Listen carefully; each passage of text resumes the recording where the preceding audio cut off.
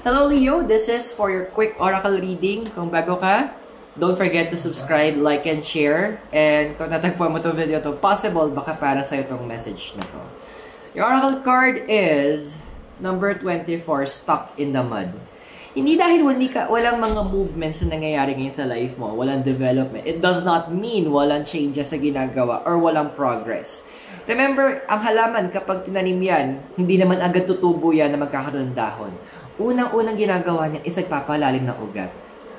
Take this moment to learn, to polish, andoon, i-sharpen mo yung mga skills mo, yung talents mo, yung knowledge mo, and learn, doon na explore mo kung nasaan ka, and make the most out of it. Extract the wisdom, extract the knowledge na kailangan mo, because very soon, there will be sudden growth.